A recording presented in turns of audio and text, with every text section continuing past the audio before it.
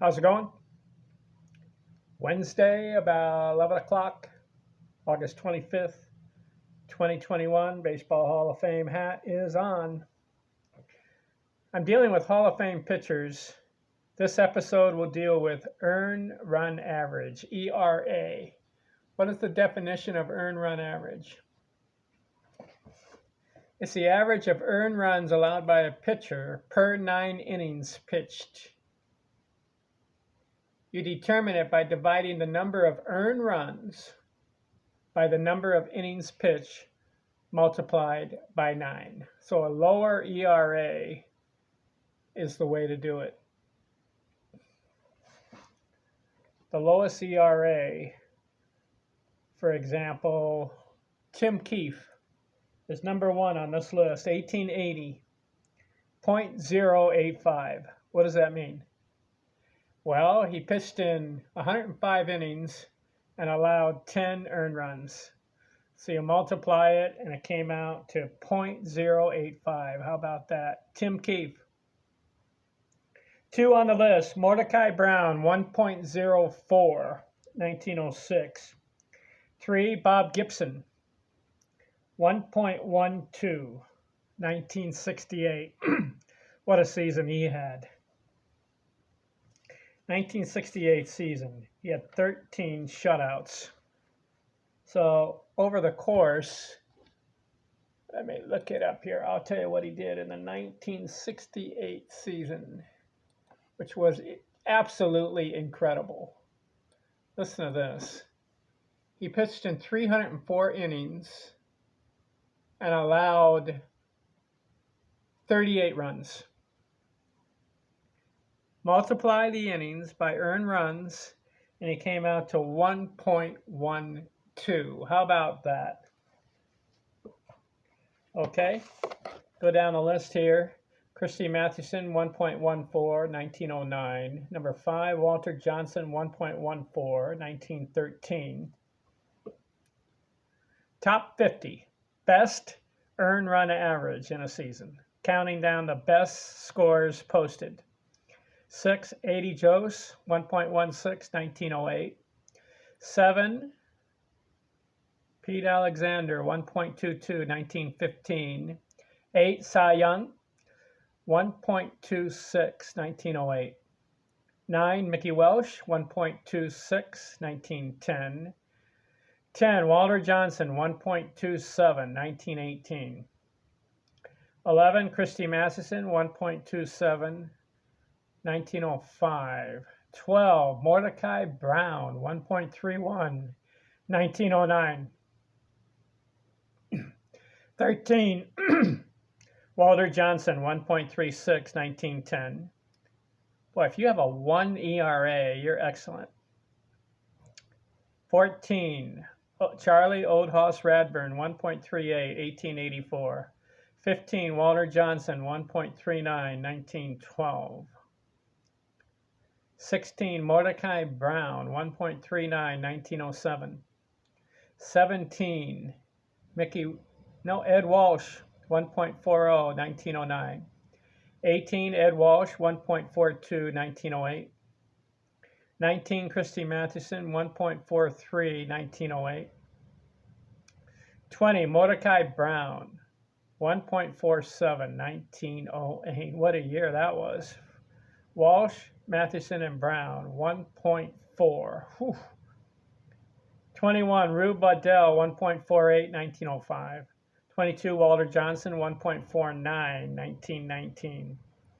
23, John Ward, 1.51, 1878. 24, Pete Alexander, 1.55, 1916. And 25, Walter Johnson, 1.55, 1915. So if you notice, all these players, except for one, are old school. Bob Gibson is the only new school player after 1950. New school pitcher after 1950 to make the list in the top 25. How about that? All the other ones, 1880s, 90s, 1900s, 1919. 26, Greg Maddux, new school. 1.56, 1994. 27, Tim Keefe, 1.57, 1885. 28, Rube Margrard, 1.58, 1916. 29, Chief Bender, 1.58, 1910. 30, 80 Jose, 1.59, 1904.